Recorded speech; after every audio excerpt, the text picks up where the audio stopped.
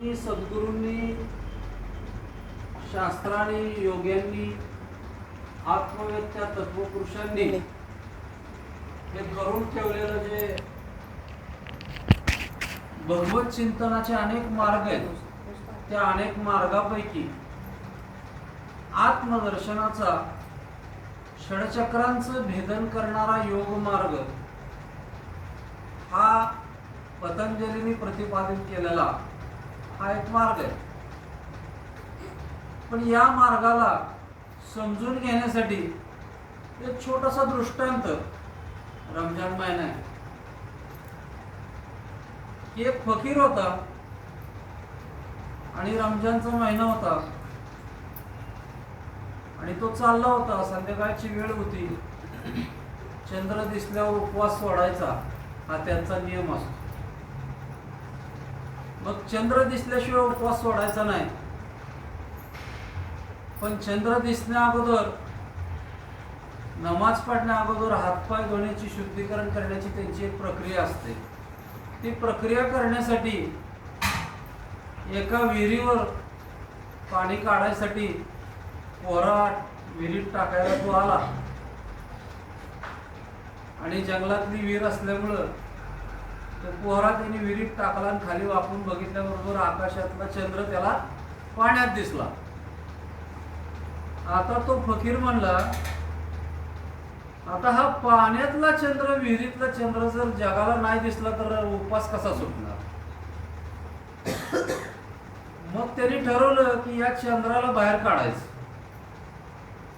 हा आत असलेला चंद्र वर जर नाही आला तर सगळं जग उपास सोडता येणार नाही सगळ्यांना.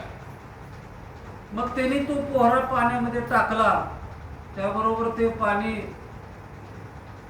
विस्कळीत झालं आणि तो चंद्राचं प्रतिबिंब हलायला लागलं.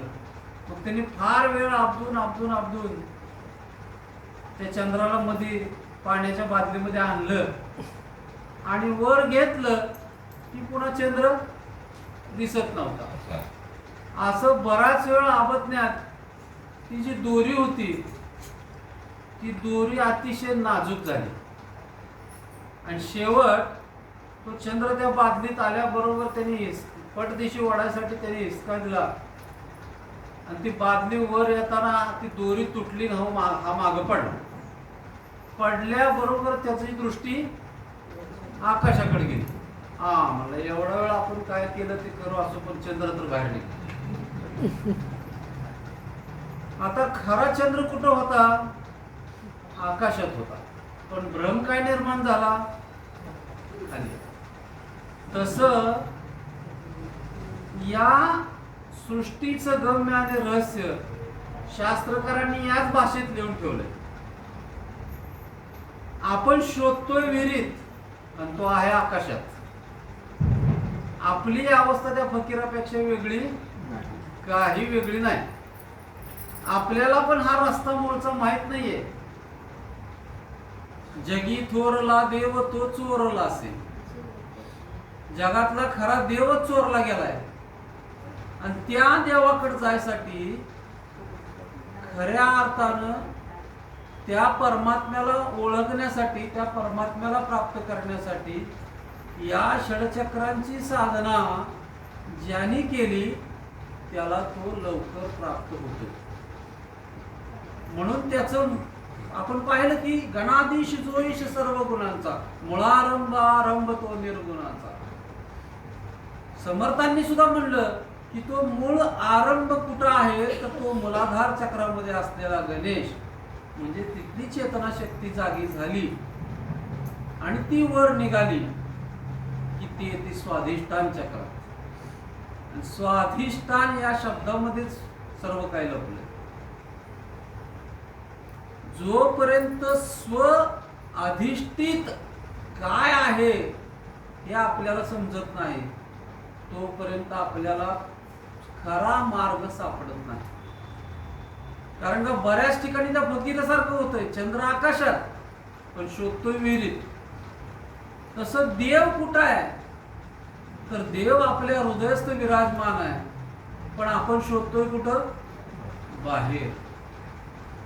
म्हणून नच जाई पुण्यधामा बसरे करीत कामा कामात लक्ष रामा वर ठेव अंतरीचे तुटतील बंद सारे बहुपाशे या जीवाचे. कुठेही जाऊ नको, पण या मार्गाकडे जाताना स्वाधिष्ठान चक्राच्या ठिकाणी जर आपण आलो तर स्वचं अधिष्ठान आपल्याला पहिल्यांदा सापडतं.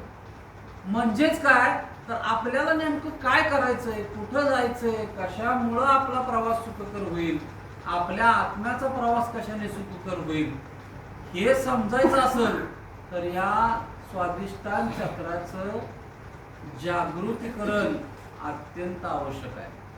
आणि या स्वाधिष्ठान चक्राच्या ठिकाणी जेव्हा आपली चेतना पोचेल तेव्हा आपल्या स्वचा मार्ग म्हणजे आपल्या स्वतःचा मार्ग, म्हणून स्वपासून निर्माण झालेले सगळे शब्द फार सुंदर आहेत.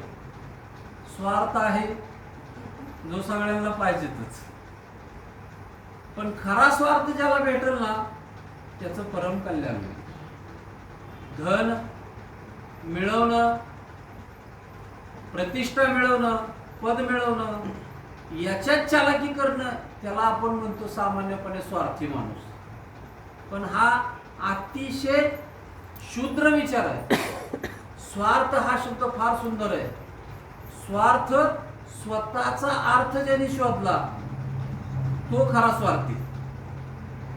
स्वतःचा अर्थ म्हणजे आपल्या स्वच्या ठिकाणी असलेला आत्माधिष्ठान आहे, ते आत्माधिष्ठान शोधणं. आणि ते स्वतःचं स्वाधिष्ठान शोधायचं असेल तर स्वाधिष्ठान चक्रामध्येच आपल्याला चिंतन करावं लागेल, मनन करावं लागेल, निजध्यासन करावं लागेल. मग आपल्याला स्वचा अर्थ कळेल, मग आपल्याला स्वार्थचा अर्थ कळेल, मग आपल्याला स्वर्ग कळेल. स्वर्गवासी हा शब्द लिहिला जातो, पण स्वर्गवासी म्हणजे स्वचा अर्थ ज्याला कळला तो स्वर्गातच आहे, कायमचा स्वर्गात आहे. काही महात्मे, काही सत्पुरुष असे म्हणले की मला कायमचं स्वर्गवासी लावा. कारण का खऱ्या अर्थानं स्वर्गवासी असणे सोपं नाही. कारण का जोपर्यंत स्वतःचा अर्घ आपल्याला सापडत नाही, म्हणजे स्वतःच्या गाभा आपल्याला सापडत नाही, तोपर्यंत स्वर्गात आपला प्रवेश होणं कठीण आहे. भगवद्गीतेमध्ये अनेक वेळा शब्द आलाय स्वधर्म, म्हणजे या स्वपासून सुरुवात झालेले अनेक शब्द आहेत. त्यातला स्व आणि त्या स्वचं अधिष्ठान ज्याच्यामध्ये आहे, जिथं गेल्यानंतर आपल्याला आपलं अधिष्ठान कळेल. म्हणजेच आपलं अधिष्ठान काय आहे तर आपलं अधिष्ठान एकच आहे, आपला आत्मदेव. त्या आत्मदेवाकडे आपल्याला जर जायचं असेल किंवा त्याचा रस्ता शोधायचा असेल, त्याच्या रस्त्याची वाट आपल्याला पूर्णपणे आकळून घ्यायची असेल, समजून घ्यायची असेल, उमजून घ्यायची असेल तर या स्वाधिष्ठान चक्राच्या ठिकाणीच आपल्याला जावं लागेल. आणि या स्वाधिष्ठान चक्राच्या ठिकाणी आपली चेतना ज्यावेळेस विकसित होईल आणि ते स्वाधिष्ठान चक्र ज्यावेळी जागृत होईल त्यावेळी आपण आपल्या स्वतःच्या अधिष्ठानाच्या ठिकाणी जागृत झाल्यामुळं आपल्या मनाची, आपल्या विचाराची स्थिरता होईल. आणि ती स्थिरता झाल्यानंतर आपलं आरोग्य सुधरेल. पहिली स्टेप, आपलं आरोग्य सुधरेल. आपलं आरोग्य सुधारल्यामुळं आपली मानसिकता स्थिर राहील आणि आपली मानसिकता स्थिर झाल्यामुळं आपलं इहलोक आणि परलोक म्हणजे आपला बाहेरचा प्रवास, म्हणजे ह्या विश्वातला विचरण करत असताना जो प्रवास आहे की आपल्याला काम आहे, जे नित्याचं मिळालेलं काम आहे, आपला व्यवसाय आहे, व्यापार आहे, नोकरी आहे, ती सुद्धा अचूक पद्धतीने व्हावी असे वाटत असेल तर आपलं स्वाधिष्ठान चक्र जागृत होणं अत्यंत गरजेचं आहे. म्हणजे अगदी महिला वर्ग आपला स्वयंपाक सुद्धा व्यवस्थित व्हावा असं वाटत असेल तर आपली बुद्धी स्थिर आणि आनंदित पाहिजे, आणि ते आनंदित असेल तरच स्वयंपाक छान होईल. त्यासाठी स्वाधिष्ठान चक्र जागृत असणं गरजेचं आहे. स्वाधिष्ठान चक्र ज्यावेळी जागृत होईल त्यावेळी आपण स्थिर होऊ, शरीर आपलं परिपूर्ण निरोगी होईल. आणि निरोगी शरीर असल्यामुळं आपलं मन सदैव प्रसन्न राहील, आणि मन प्रसन्न झाल्यावर परमात्म्याकडे जाण्याचा किंवा आपला व्यवसाय किंवा आपलं जीवन, आपलं साधारण जीवन सुद्धा आपण व्यवस्थितपणे जगू. आणि हे जगल्यानंतर परमात्म्याकडे जाण्याचा जो अंतर्मुखी होणारा मार्ग आहे, जी धारा आहे ती राधा होईल. म्हणून मूलाधारातनं वर निघाल्यानंतर स्वाधिष्ठान चक्र आत जाणून घेणं अत्यंत गरजेचं आहे. आणि आपण जे हरी ओम जे घेतोय रोज दर रविवारी, त्याचा डायरेक्ट मूलाधारातून सहस्त्रसाराकडचा प्रवास आहे. कारण का ओम हे निर्गुण पद आहे, त्याला आकार नाही, उकार नाही, मग काहीच नाहीये. ओम म्हणल्यावर कुठली आकृती पुढे येते का? फक्त नुसतं ओम म्हणून बघायचं. ओम म्हणल्यानंतर तुम्हाला कुठलीही देवता पुढे येणार नाही. ओम नमः शिवाय म्हणल्यावर महादेव येतील. हरि ओम तत्सत. ओम नमो भगवते वासुदेवाय म्हणल्यावर भगवान विष्णू पुढे येतील. ज्या देवतांचं आवाहन करायचं त्या देवतांच्या मंत्राच्या पुढे ओम लावला जातो. म्हणजे ओम हे निर्गुण पद आहे आणि त्या निर्गुण निराकार महाशक्तीला कुठल्या रूपात आपण आव्हान करायचं ते पुढे नावायचं. म्हणून ह्या ओमचा प्रवास, अ म्हणजे मूलाधारातला उच्चार आहे, जे सरगम गायनामध्ये असते त्यातला 6 उच्चार तिथूनच आहे. सारे गम प तिथं सुद्धा 7च आहेत. त्यातला पहिला स्वर जिथून उठतो ते मूलाधार चक्र आहे आणि जिथून रे उठतो ते स्वाधिष्ठान चक्र आहे. म्हणून गायकांचं षडचक्र आपोआपच विकसित होतं. सहज ज्यांच्या ठिकाणी गायन आहे नित्य म्हणून भजन सांगितलंय. कारण ते आरोह आणि अवरोह हे श्रीविद्याच आहे.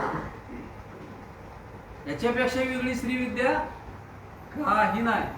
तर या स्वाधिष्ठान चक्राच्या ठिकाणी आपली चेतना ज्यावेळी जाऊन विकसित होईल, त्या स्वाधिष्ठान चक्राला परिपूर्ण जागृत करत, त्यावेळी आपलं जीवन सुखकर होईल, आपले विचार स्थिर होतील, आपलं शरीर आरोग्यपूर्ण होईल, आपलं मन स्थिर होईल आणि बुद्धीचा निश्चयात्मकपणा वाढेल. त्यामुळं आपलं परिपूर्ण जीवन सुखकर होईल. नंतर आपल्या आत्म्याच्या ठिकाणी आपला प्रवेश कसा होईल हे पाहण्याचं आपल्याला ज्ञात होईल. आणि हे ज्ञात झाल्यानंतर मग आपला आत्म्याकडचा प्रवास अतिशय सुखकर होईल. मग आपल्याला या सगळ्या देवता आहेत, जे महाशिवरात्रीला भगवान शिवांचं चिंतन झालं, ते शिवतत्व काय आहे हे शिवतत्व सुद्धा कळलं. कारण ते शिवतत्व किंवा परमात्मा सगळे देवता जन्माला घातले तर ऋषीमुनींनी घातले. ते एक तत्व आहे आणि ते तत्व ते कसं सांगितलंय, त्याच्या हातात त्रिशूळ आहे. थोडासा वेळ घेतो, 5 मिनिटं. त्या शिवाच्या हातात त्रिशूळ आहे, अंगावर गजचर्म आहे म्हणजे हत्तीचं कातड आहे, व्याघ्रांबर म्हणजे वाघाच्या चामड्यावर बसलेलं आहे, नंदी त्यांचं वाहन आहे.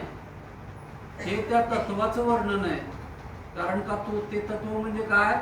गजचर्म म्हणजे ज्ञान पांघरलेलं आहे शिवांनी. व्याघ्रांबर म्हणजे वैराग्य, कडक वैराग्य, भय नाहीये तिथं. वाघाच्या कातड्याच्या ठिकाणी सुद्धा दुसरे प्राणी येत नाहीत मेलेल्या. जिवंत असल्यावर तर लांबच जातील, पण मेलेल्या कातड्याजवळ सुद्धा मुंगी, साप, किडा, विंचू येत नाही. म्हणून संन्यासी वाघाचं चमडं वापरतात. दुसरा प्राणी मेलेल्या वाघाच्या कातड्यापाशी सुद्धा येत नाही. का तर निर्भय हा गुण वाघाचा आहे. आणि तो निर्भय गुण ज्या तत्वामुळे प्राप्त होतो ती साधना आपण करतो. त्या साधनेतनं ते शिवतत्व कळतं. म्हणून व्याघ्रांबर आहे.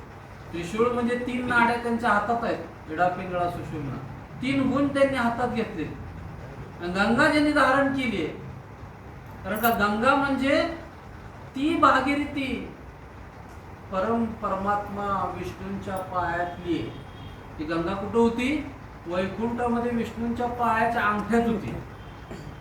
परमात्म्याच्या पायातून वाहिलेला झरा सद्गुरूंच्या म्हणजे आपल्या रोज सुद्धा मस्तकात ज्यावेळेस येतो गुरुदेवांच्या कृपेनं, त्यावेळेस शिवतत्व समजतं. आणि ह्या साधनेनंतर होणारा दाह कमी करायचा असेल तर तो शीतलचंद्र त्यांनी मस्तकावर धारण केलेला आहे. असं हे शिवतत्व समजल त्याच्यासाठी आपल्याला या षडचक्रांची साधना समजून घ्यावं लागेल. जेव्हा आपण मूलाधारातून स्वाधिष्ठानाकडे जाऊ आणि अशा एक एक चक्राला ज्यावेळी आपण पार करू त्यावेळी आपल्याला ह्या सगळ्या गोष्टींचा उलगडा होईल आणि मग हे आत्मतत्व किती सुंदर आहे, किती छान आहे, किती प्रेमळ आहे आणि किती करुणाशील आहे हे आपल्याला समजून येईल. असो, आज हुकमखानचे महात्मन या ठिकाणी आले आणि त्यांच्या समोर म्हणजे बाबांच्या समोर ही सेवा करण्याची संधी मला मिळाली. त्याबद्दल अत्यंत मी सर्वांचा ऋणी आहे. करविली तैसी केली कर्तव्य